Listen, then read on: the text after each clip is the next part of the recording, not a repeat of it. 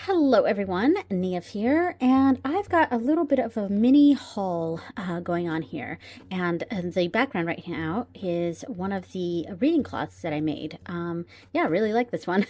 It was the first one I made, so like a few months ago, and I've made a few more since then. I'm still kind of trying to refine how they look and just some of the details that aren't exactly like nice and neat, and they are reversible, and the other side here is just more flat. But yeah, just kind of wanted to show this, and pretty sure I've shown it before. But yeah, anyway, so we've got a little bit of a haul here. I'm going to try to go a little fast with this because I have 4 decks to show. These are 4 recent decks, and the reason I'm combining them all into one video, because normally I would do a separate video for each one, is because these decks are either kind of small or old. So I guess that's what I'm trying to say there. So the first deck, I'll just go ahead and start. The first deck is the Klimt Tarot, and I got the mini version, and it comes like this, and it is very mini. So this is an older deck, and it comes with this little mini book here. Love it. Oh, focus. I may have to switch this around so it stops focusing on the dragon. And of course, just like most, like all Los Scarabeo books, it comes in multiple languages. So there we go. Yeah, so I've had this deck on my list for a while. I am going to turn this around. We're going to flip it to the side. There we go. And I'm probably going to have to zoom in because this is a mini deck. All right. Okay, so we're zoomed in here. Yeah, this is a very, very small deck. When I pull out other decks to kind of pair with it a little bit, I'll show the size difference. Yeah, and I got this because I've kind of always had the Klimt Tarot on my list, and I am going to just flip over a bunch, and I love the gold accents in this. Very cool. Yeah, I'm not going to focus on every single card, but yeah, I've had this on my list for a while, kind of just casually on my list. I don't think I ever had it on like a formal list, but I've kind of like, every time I've come across it on like a YouTube video or whatever, I'm like, oh man, I really need to get that deck. And I finally just, I think I saw it on a YouTube video recently, and I finally decided to bite the bullet and just get it because it's a mass market deck. And lately I've been really into mini decks, because I could have gotten the full size of this deck, but I decided to go with the mini. But lately I've been really into mini decks, and so I decided to go with the mini because I wanted to kind of utilize a lot of the different like tableau style spreads that I've been doing a lot lately. And by the way, I have a tableau style reading series on my channel. Definitely go check that out. I think I only have 2, maybe 3 videos up of that right now, but I do have plans for more, and I actually have like 5 different parts, much smaller parts, on my TikTok and Instagram. So definitely go check that out. Yeah, so I'm just gonna flip through a bit more because a lot of this is pretty samey. It's really the vibe I was going for with this deck. It's pretty RWS based. It's just with the art of Klimt, of course, and like it's really lovely. And I don't know, it's a vibe that I really wanted to bring into my collection, and so I wanted to start doing more tableau style readings with this one. Yeah, because that's, for the small sized cards, it's best for tableau style readings. So I've really been trying to get a few more mini sized decks, and this was super cheap online. I think this was $11, and so that was American from Amazon US. So yeah, I think it's beautiful. I'm just gonna slide through a little bit here, and of course, the kiss is in here as the lover's card, which is fantastic. So really beautiful deck. it didn't, I felt like it didn't really need its own video. And because it is an older deck. I'm not sure when this was published. Let me grab the book here. When was this? Well, I just looked through the book and I really do not see any publication date on here. Maybe it's on the box. Let's see. No, it doesn't give a publication date. Not that I can see. Maybe I'm missing it. Yeah, I'm not really seeing it, so I'm not sure when this deck came out, but it's been out for many a years, probably over a decade, honestly. But yeah, so I just thought I'd briefly show it, and we can do a little bit of pairing with it. I think maybe I will stick the pairings to the end, because I might be pairing some of the other decks in this video together. So we'll save the pairings for the end. So that is the first deck that I brought into my collection in the past month here, and that is the Klimt Tarot. There we go. All right, so the next two decks I'm going to share are actually going to be playing card decks. Yeah, so and I also felt like these didn't need their own video. I have been collecting playing card decks lately. I have a very, very small collection, probably only about 5 of them. Yeah, and the thing is, I don't yet read with playing cards yet. I'm still kind of figuring out what my method is. But anyway, this one is the bento box playing cards, and I saw this on Amazon. The price fluctuates from like as low as about $7 to as high as about $12. Yeah, so not expensive at all.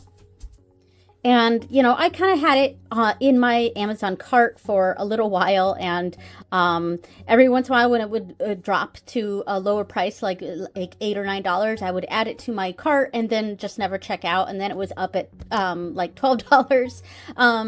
And yeah, and but then like last week it had dropped down to about $7, and so I immediately added it to my cart, and I was like, okay, I'm gonna get it now. But yeah, so it does come with 2 jokers. I got one right here. Not sure where the other one's at. It's probably somewhere in here. Oh, here's the other one. So 2 jokers, of course. And so I've been shuffling this, so it's out of order, but we basically have let me separate out these cards and lay out the suits. Okay, separated all of them out into their suits. As you can tell, the black cards, the clubs and the spades, have the same courts. So the kings look the same. I'm going to do it like that. The queens look the same. The jacks look the same. And I believe the aces, let's see, aces are different. And that's because this is what the suits look like. So the spades look like this sort of sushi roll, sort of. I mean, they're all kind of sushi rolls, the actual pip cards. So this one has, basically they all look like this. So all of the spades look like that. And it is pretty similar to, what's it, this one? Yeah, this one's pretty similar. The hearts is pretty similar to the design, and I almost didn't even realize there was a difference when I first went through the cards, but yes, there is a difference, obviously. This is the pip for the clubs, and then the diamonds is this one. Oh, and this one's pretty similar. Oh wait, no, so this, it looks pretty similar to this. That's funny. So yeah, it's the same thing. The diamonds and the hearts have the same pip. This must be, let's see, this is a pip for that. Okay, so that's a little annoying. Like, I kind of wish the hearts and the diamonds were a little bit more different. You know, especially since the diamonds, I wish it looked like this. It's like a sashimi. Yeah, because this is the diamond suit. So yeah, anyway, I mean, it is interesting. And of course, with the hearts and the diamonds, these are the same as well. Queen and jack. All right. And then, these are the pips for the hearts. These are the pips for the clubs, pips for the spades, and the pips for the diamonds. All right, awesome.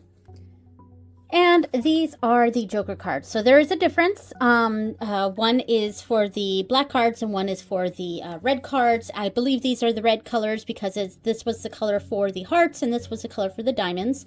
And these are the black colors. So the clubs and the spades. So very cute, little like fortune cookie things. That's cute. That's adorable. Yeah, obviously I like this because it was Japanese themed. Now the cards themselves shuffle very nicely. They are on the thin side, but they got that nice playing card coating that makes it super easy to shuffle. I actually really enjoy shuffling this. It does get a little bit of a bend, but again, this was a $7 deck. And I just messed that up, but this was a $7 deck, so I'm not going to be too, you know, complaining about the cardstock. I mean, it shuffles beautifully, and that's really all I ask for with decks. I want them to shuffle nicely and to not feel cheap and like papery. And this doesn't feel papery. It is thin. My husband did say like, wow, this is thin. But to me, it feels pretty similar to regular playing card cardstock. So, and I love the linen coating on it. Now, I will bring out the other playing card deck that I got because I do want to talk about some playing cards in general, playing card divination. So I will bring out the other deck. So the other deck I got was this one from Patrick Valenza. This is the Unhistorical Playing Cards. Yeah, by the Deviant Moon Incorporated. Yeah, so this is a bit different, obviously, and this was clearly not as cheap as the bento box playing cards. This was... It wasn't expensive. It was under $20. I think, including shipping, it was probably close to about $15. So, not too terribly, expensive or anything. So, and I've been really enjoying Patrick Valenza's art lately. I'm not interested in the Deviant Moon Tarot for some reason. There's something about his tarots that just I don't really connect with. But all of his oracles, and pretty much every other deck he creates, I love. So, and as you can see, the cards on here are pointy. Like these are not rounded edges, which is very interesting. These are not in order, but I do have the jokers at the top. So we've got the black joker and the red joker. Set those to the side. The art on this is pretty amazing. Like the pips look like regular pips, but it's got a nice coloring to it that I really like. Of course, the court cards definitely have Patrick Valenza's art style to it. Yeah, and each, let me just pull out all of the court cards. Okay, got all the court cards out. The pip cards are pretty standard. I think the only difference is the Ace of Spades, of course, which is often the case in playing card. There we go, focus. Playing card decks is the only decorative ace is the Ace of Spades. But, you know, other decks are a little bit different. But, yeah, so... And it's very nice and simple. I like it, nice and easy. That said, with one of the ways that I read or have been trying to read playing cards, I do a waterfall thing. And so it is a little bit difficult to tell what suit is what, or what card number is what when they're in a waterfall style like this. I've got to separate it or something, so I'm really considering altering this deck a little bit and putting just a number, stamping a number right at the top, so that I know what each of the each of the cards is when I'm reading. Yeah, so anyway, so those are the pips. So the court cards are unique. Each of these are unique. With the clubs, we have the Jack. Focus. Here we go, focus. So here's the Jack. And of course, it's Patrick Valenza's very interesting, bizarre artwork. Here's the Queen and the King of Clubs. Okay, and then we have the hearts. Focus. There we go. I got to keep touching it because it wants to focus on all the other faces. So I've got to keep refocusing. There we go. Queen and king. Focus. There we go. Very cool. And then we have the spades. Focus. So there is the jack. This is the only one that, you know, might be a little bit confusing because it does look like a more older figure, whereas I feel like well, this one kind of looks a little older, but definitely the clubs and the diamonds looks a bit younger, but this one looks a bit older, so I might have some initial confusion with that, thinking maybe it's a king. But most of the kings seem to be seated, whereas a lot of the jacks, yeah, all the jacks are standing, so that may be what will be my indication on what's what. Because these are not labeled. It doesn't say which one. There's no numbers on these. There's no letter or anything. So here is the jack here. This is definitely the youngest looking one. The queen and the king. All right, excellent. Now, I will say, even though the thickness of these cards do seem better than the bento box, let me pull these out here. Yeah, let me see. Yeah, so this one is thicker, and you can feel that. They are thicker. They do shuffle fine. However, I will say, like, even though this is better quality, I prefer this one. And that's because this one has the linen coating on it, makes it a really smooth shuffle. And I could sit here and shuffle these for, you know, hours, you know. Whereas this one it shuffles fine. So let me get under the camera here. Sorry for any sound changes. It does shuffle fine. There is a bit of a bend, and I was able to bridge it. And it overhands fine too. But the thing is, these are a little bit thicker, so they're a little bit stiffer, and they are glossy. So it's a glossy coating instead of a linen coating, which I really prefer linen. So it feels less nice in the hands just because it's got that kind of glossy finish. And also the sharp edges, which definitely is a style choice. And I do like that because of just the way, you know, the vibe it gives. The aesthetic is nice and vintage, which is really nice. But they kind of hurt. they are pointy. So yeah, and so anyway, with playing card divination in general, this is something I'm very new to and still trying to figure out what style of reading is right for me. So I've been very interested in understanding the playing card divination style of, oh my gosh, what is her name? I think it's Anna Cortez. Yes. And she has a bunch of YouTube videos, and she created a system with her father, I believe. And they have a system that is that a lot of people utilize as their system of card reading. And I am interested in it. I watched pretty much all of her videos, and I like her style.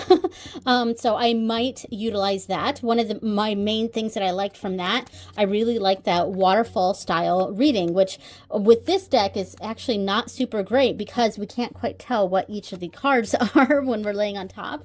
Whereas if I did the same thing with the bento, you can still, it doesn't matter that the actual cards themselves are covered up because we've got the things in the corners here. So it gives an indication of what the cards are. So that waterfall style might not be suited for this deck.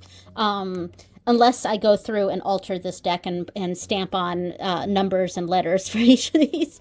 Who knows? But anyway, so that's a style that I've really enjoyed, and connecting it to geomancy. So it's something I'm still trying to figure out. And because playing card divination, there isn't really a set way of doing it. It's kind of a whatever way you were taught in your family or in whatever tradition you follow.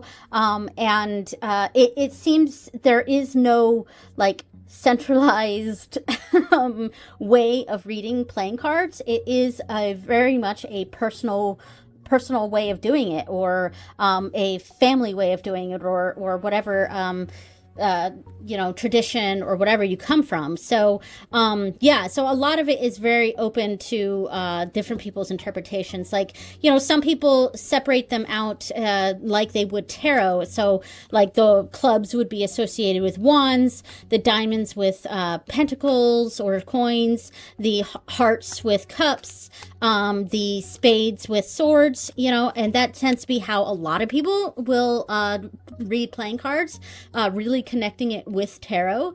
And I've considered that because naturally, because I am a tarot reader, that is kind of how my mind sort of works with these. When I see the suits, I see the clubs as wands, and the diamonds as pentacles, and the hearts as cups, and the spades as swords. And but I want to learn a different system, and because it is its own thing, it's not necessarily, it's not tarot. So I want to learn a form of playing card divination that is its own thing, and we'll see where we go with that. So yeah, so that is the 2 playing card decks that I got.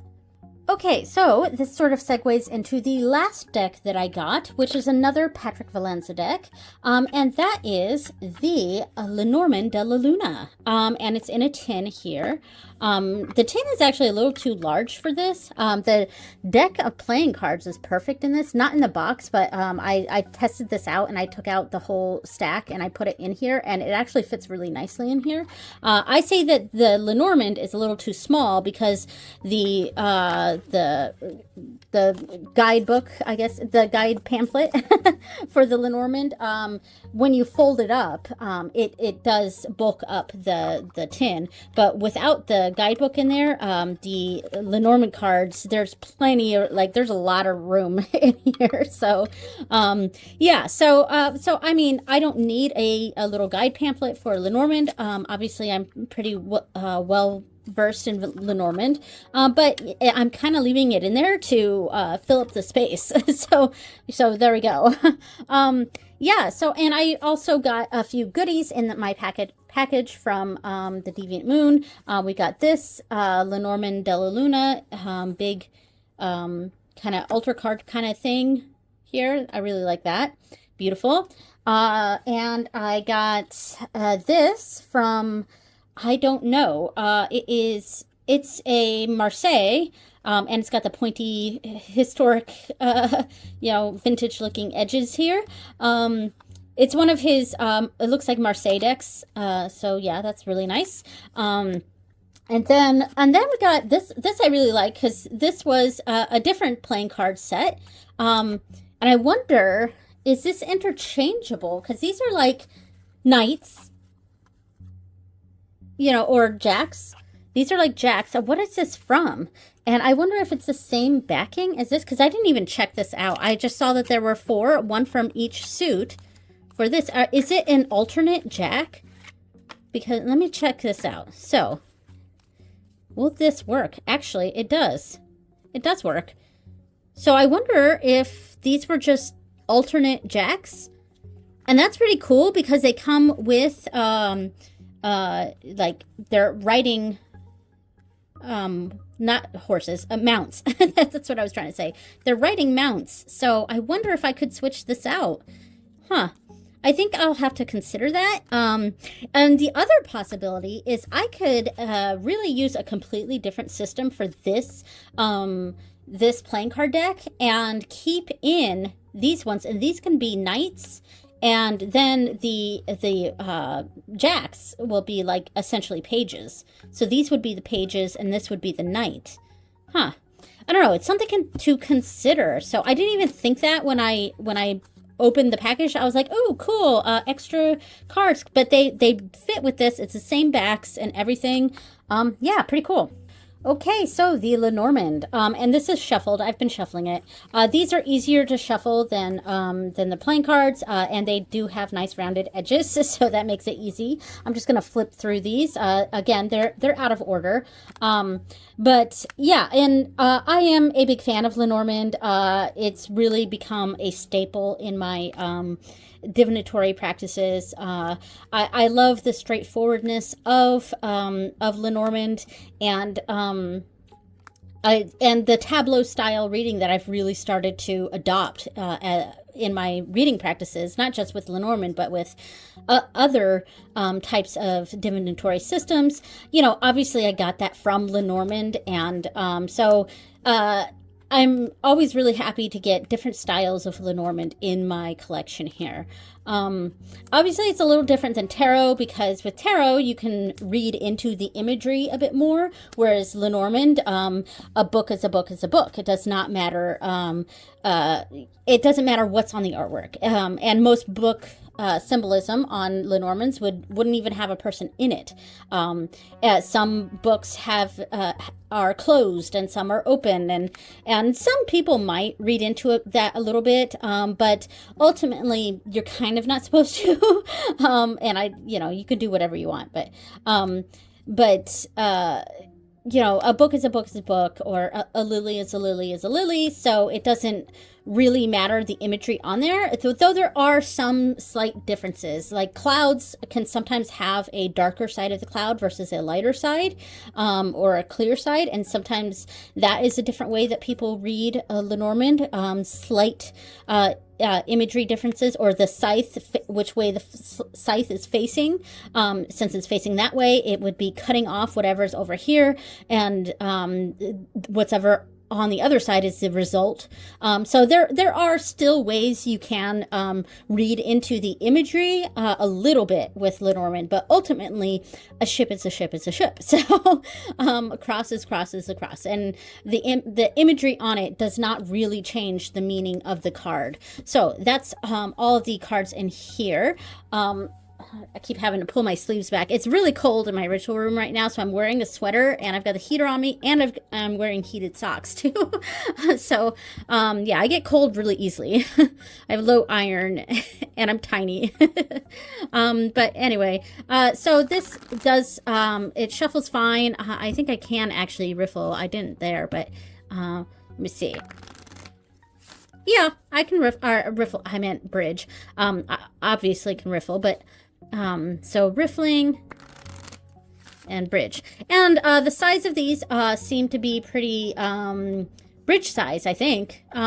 Maybe poker size. I mean, is this considered poker size? So maybe it's poker sized, because it is the same size as this. It's just rounded edges.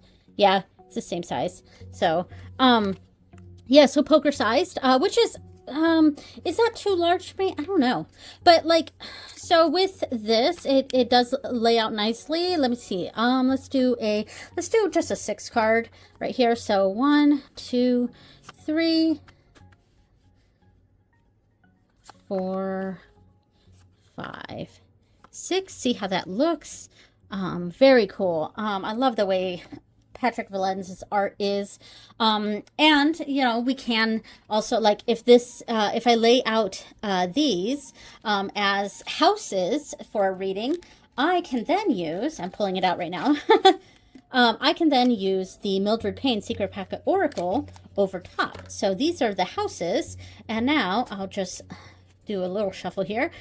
Oops, I dropped a bunch of cards. 1, 2, 3, 4, 5, 6. So there we go. There is a reading there where I would be reading the cards on top, so the Mildred Payne, as the actual reading, just like a 6 card. So I would do a beginning, middle, and end of the story. Things out of control, or wants or fears, things or more emotional type stuff, things out of our control, and things in our control, things the foundation of the situation, and then reading the answer to the question, the primary knighting and the secondary knighting. This is the hidden influences. And then I've been doing this lately too with the 6 card, doing the arrows. So this is the pros, that it's an arrow pointing up, or you could say it's the as above, but like it's the positives or the pros of the situation or advice of the situation, and then the arrow pointing down pointing down this way. That is the cons of the situation, the so below, the negatives, or the don't do this, so do this, don't do this. That's kind of one of the ways I read the 6th card. But anyway, yeah, and then because it's on top of Lenormand cards, it's like this is the axe in the house of woman. This is the orbiculum. The orb. I'll just say the orb. This is the orb in the house of ship. This is the foot in the house of cross, etc. So, and then reading into it like that. So I love this combination. And then, you know, we also have, I also have one more Patrick Valenza deck, and that is the Garden of Lucid Daydreams. I usually just call this the Lucid Daydreams. But yeah, and maybe this is kind of a takeaway message there. So I know I'm a little zoomed in here. Let me turn the camera so we can see that.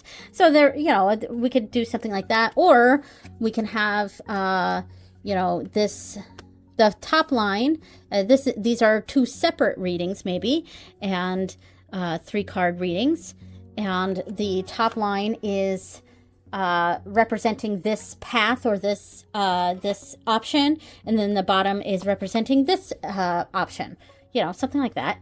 Which was something I'd been kind of doing with the new deck that I got from James R. Eads. That did get its own video because that was a Kickstarter, and so pretty big deck.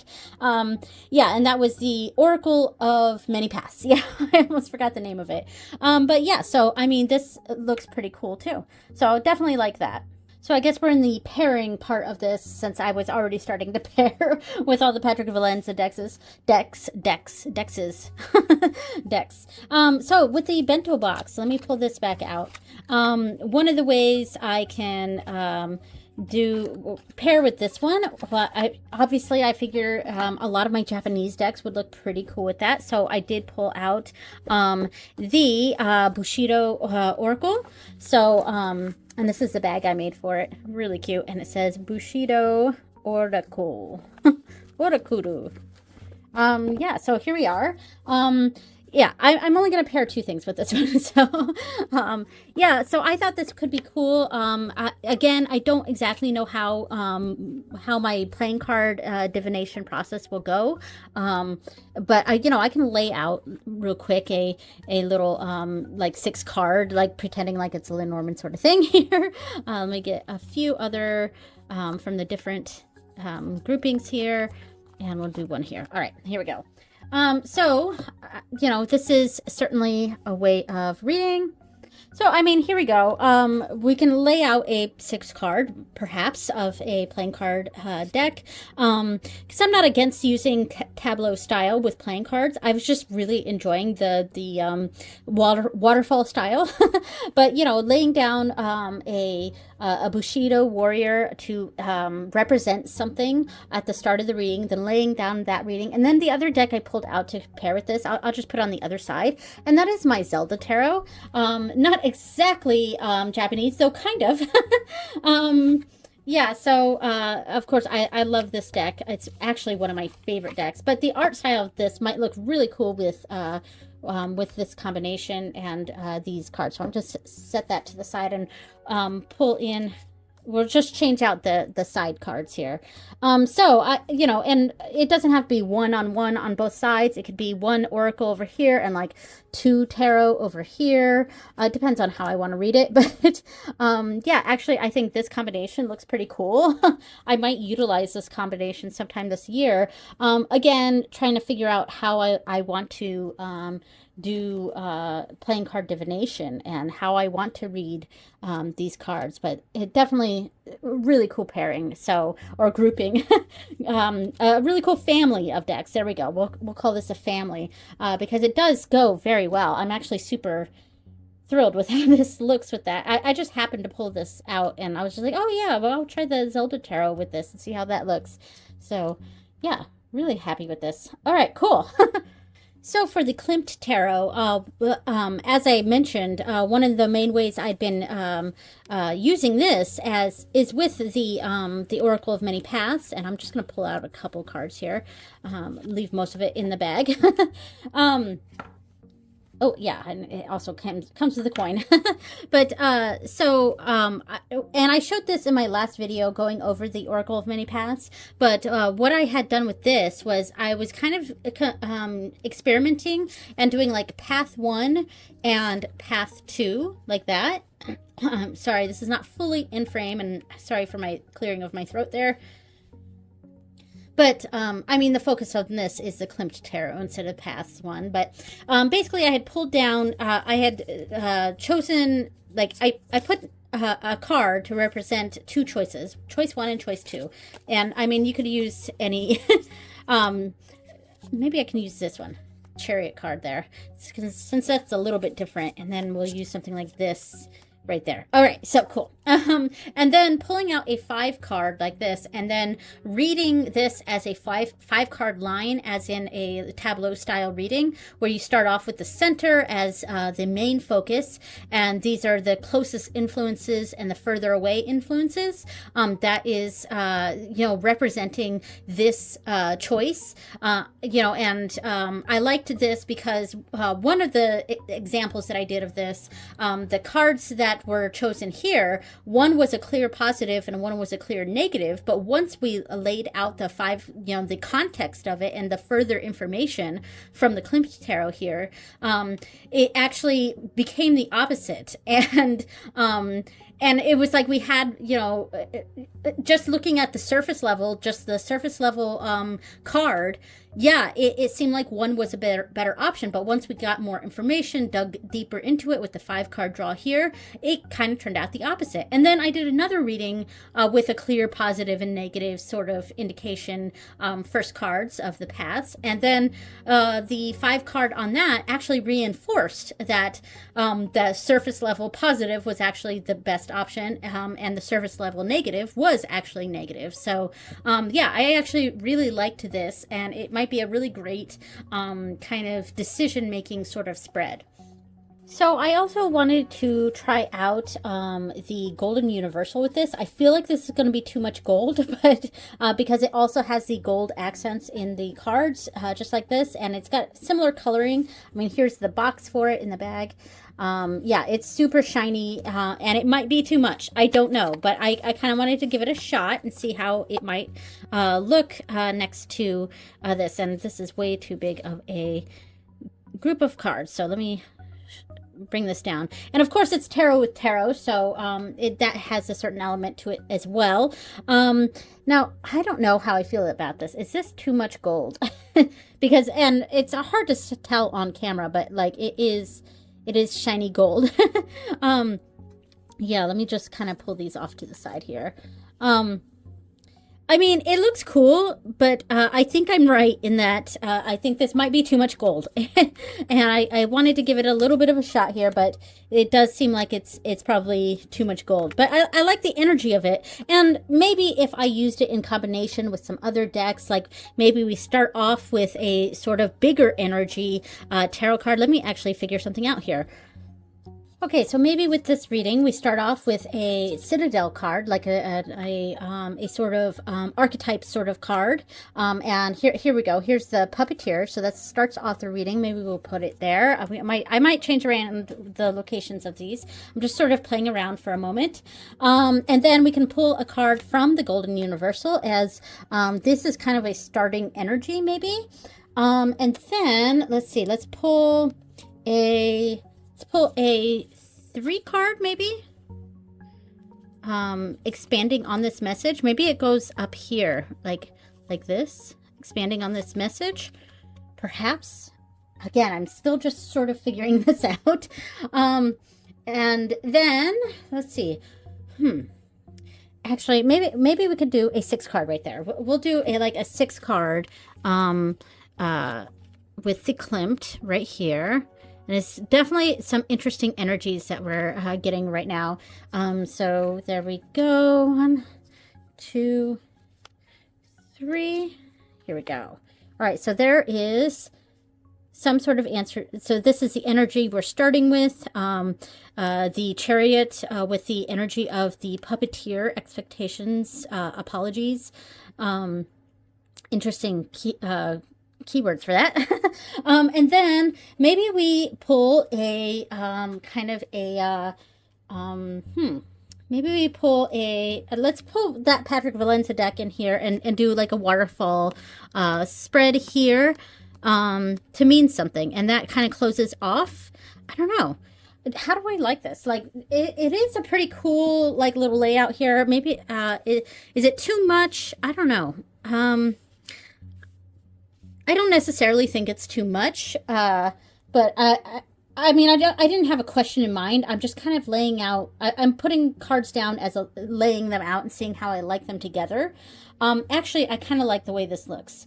So again, I didn't have a question in mind on this or anything. I just was laying out cards, and obviously I'm gonna, if I do it, yeah, my problem with this deck with the waterfall style is that I can't fully tell what cards are, especially the pips. So I may have to like alter this deck a little bit and you know, stamp on some the numbers or something with that so that I can tell what I'm looking at. Yeah, actually I quite like this layout. Pretty cool. Still trying to figure out how I'm reading the playing cards, but I like that. So I think this goes well with this deck if we're only limiting it to like one card, and if you add in other cards, because this alone with it, I think it's just a little bit too much of that gold energy, you know? Whereas even this, it does have that shimmeriness to it, but there's a lot of that white space in here that kind of broke it up a little bit. And then, of course, the playing cards are so nice and plain that it kind of evened out the energies a little bit with that. So, yeah, anyway, so that was cool. Okay, so I have a few other, you know, I brought out a bunch of decks to try to match with all these to pair, but I think we're long enough in this video. So anyway, so these were the decks that I got. Woo, hello, dropping the cards. Dropping the boxes. So I got the Klimt Tarot, I got the Bento Box playing cards, I got Patrick Valenza's Unhistorical playing cards, and I got the Patrick Valenza Lenormand Della Luna. So that was my little mini haul here. Thank you so much for watching, everyone, and I will see you next time. Bye!